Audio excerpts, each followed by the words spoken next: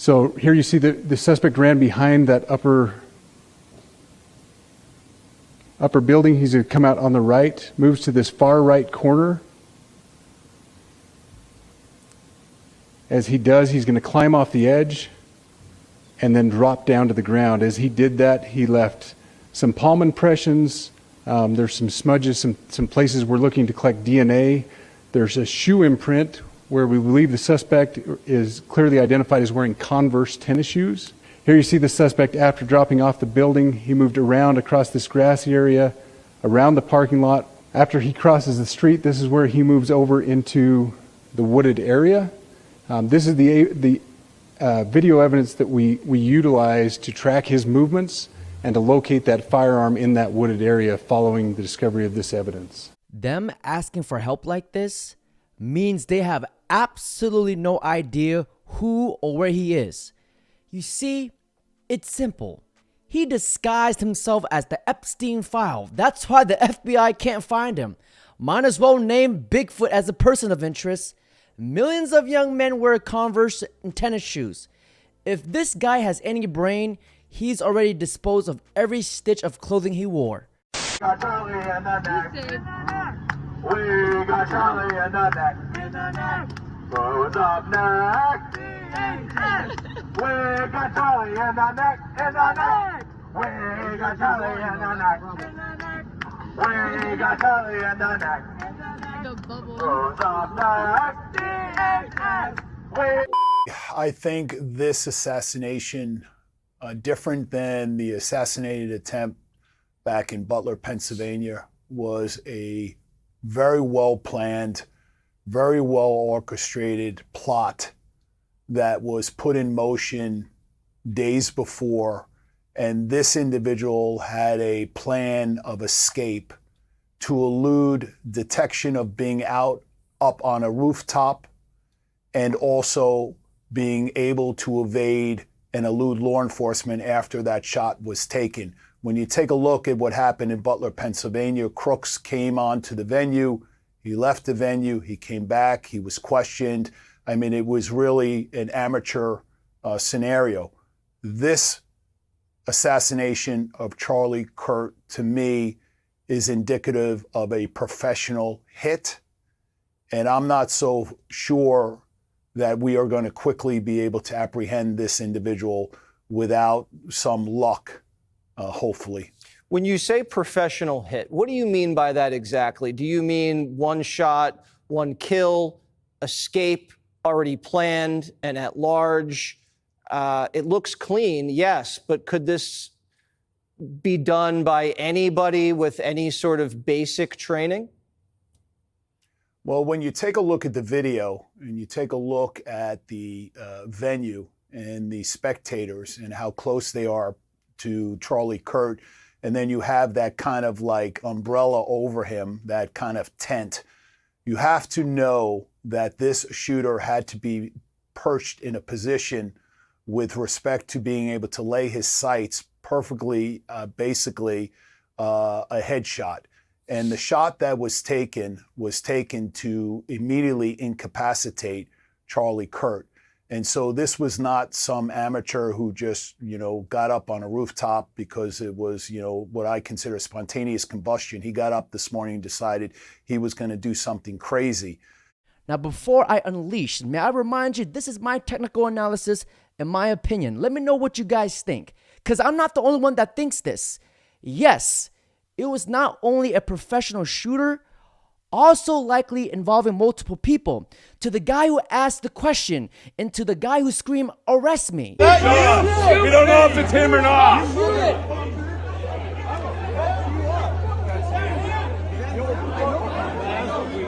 This was all scripted, causing a smokescreen and a distraction for the real shooter to get away.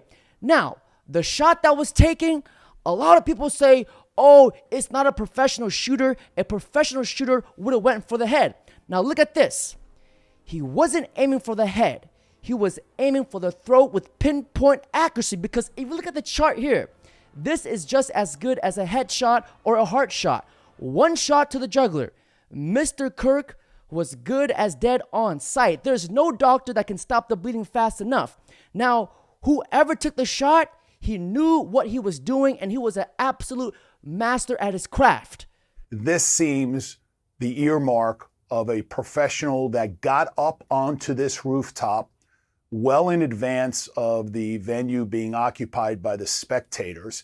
He was clearly undetected. There was no indication that anybody saw him up on this rooftop. Obviously, after that one single shot was taken, he was able to basically very quietly and systematically elude any further detection and escape. There's been no indication that there's been a vehicle identified or any mode of how he actually escaped the venue. And so to me, this is someone who had some experience, some level of sophistication to have mapped out exactly how this was going to go down. Guys, when a former FBI agent calls it a professional hit, you know we're not talking about some random act of violence. This wasn't chaos. It was precise and calculated. Days of planning, a clean escape, and now silence from those who should be giving answers. Think about it. If Charlie Kirk can be taken out in such a precise and orchestrated way, it raises terrifying questions about who was behind it and why. Justice here isn't just about one man. It's about whether America can protect its own leaders and truth tellers. Oh no, someone shot Charlie Kirk.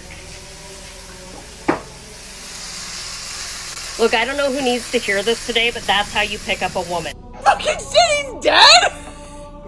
Fucking shit.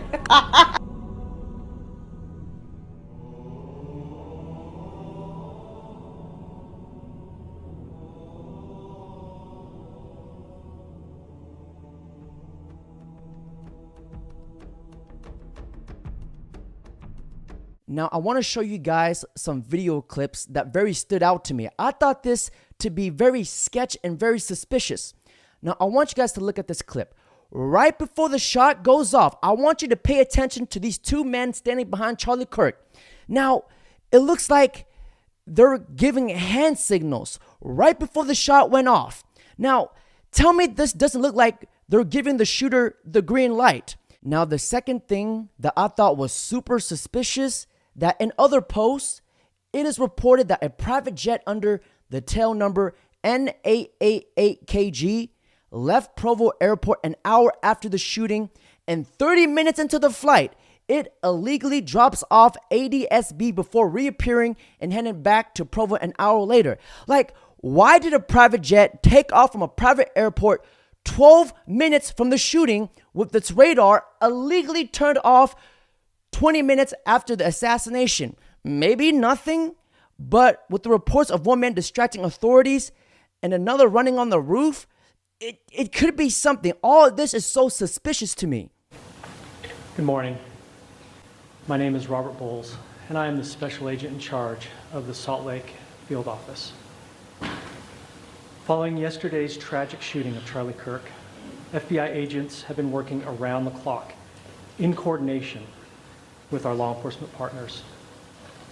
We are and will continue to work nonstop until we find the person that has committed this heinous crime and find out why they did it. This morning I can tell you that we have recovered what we believe is the weapon that was used in yesterday's shooting. It is a high-powered bolt-action rifle. That rifle was recovered in a wooded area where the shooter had fled. So the FBI laboratory will be analyzing this weapon. Investigators have also collected footwear impression, a palm print, and forearm imprints for analysis. Now, I understand there are a lot of questions about motive. I assure you that all leads, tips are being fully investigated. As of this morning, we have received more than 130 tips. We thank the community for that. The FBI has brought every resource to bear, and we will continue to do so. Now, the real question here, and I'm sure so many people are thinking the same thing, how was he able to walk with a rifle through campus and all the way to the roof without being detected? Like, make that make sense.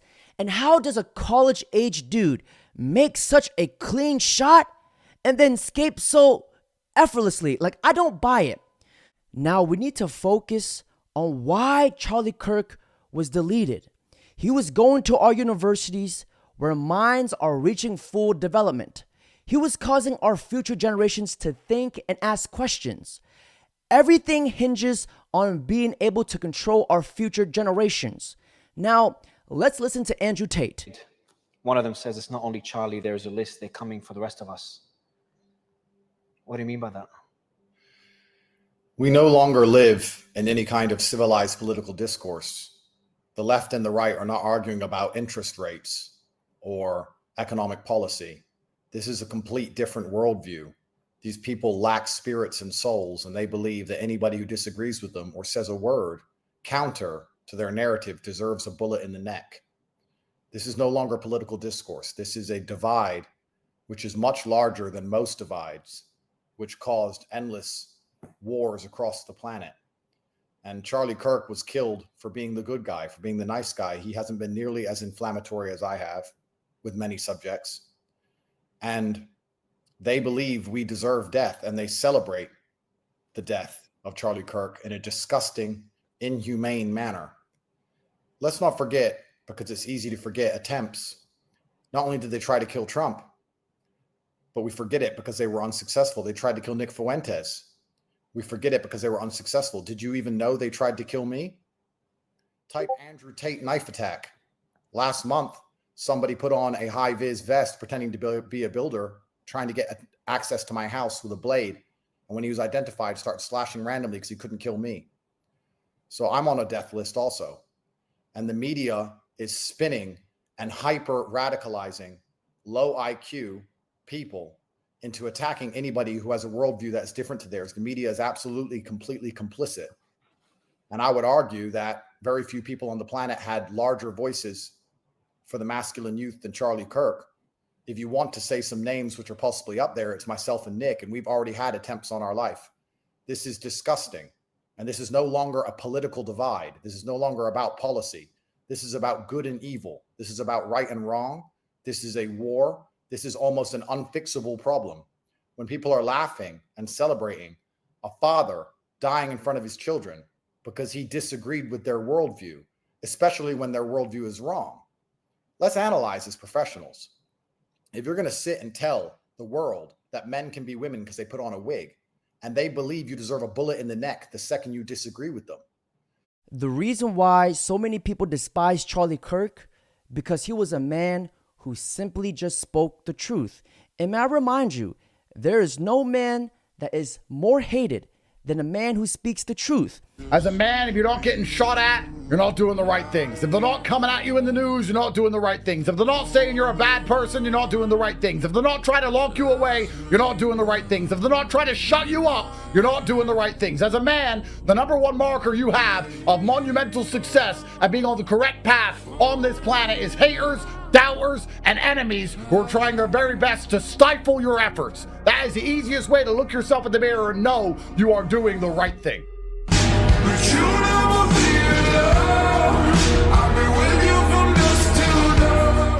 Now, may I remind you, when you go against the agenda and you speak the truth, you are given 3 lives. I got banned because you get 3 lives. And the 3 lives are, first you get canceled and banned absolutely everywhere. And the second life is they try and put you in jail for something you didn't do. And then the third life is they assassinate you.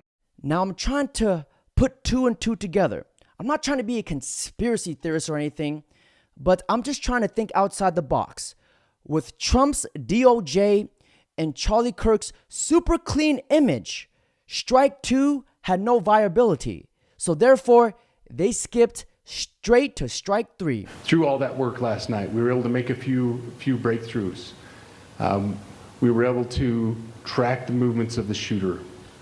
Starting at 11:52 a.m., the subject arrived on campus, shortly away from campus. We have tracked his movements onto the campus, through the stairwells, up to the roof, across the roof to a shooting location.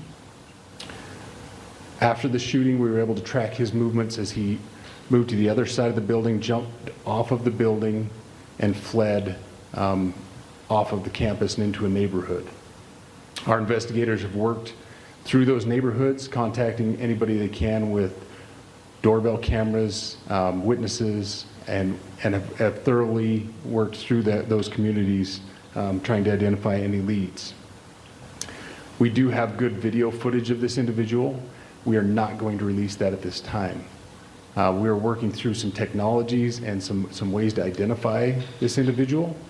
If we are unsuccessful, we will reach out to you as the media and we will push that publicly to help us identify them. But we are confident in our abilities right now, and we would like to move forward in a manner that keeps everyone safe and moves this process appropriately.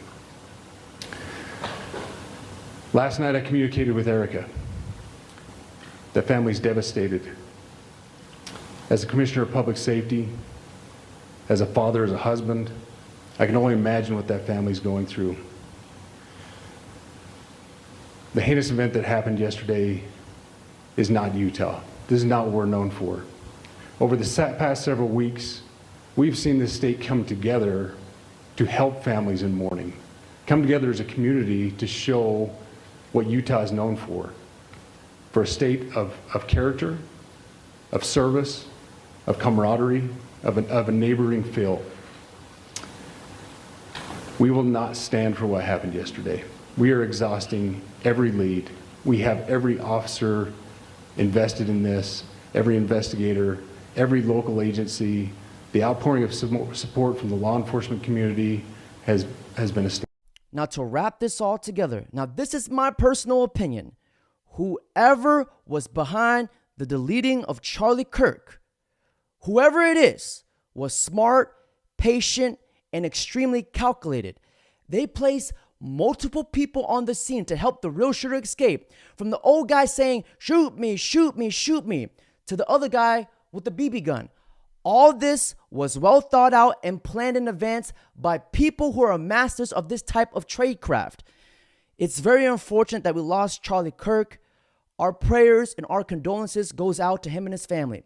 Now, guys, let me know what you guys think, because I would love to hear your thoughts and opinions.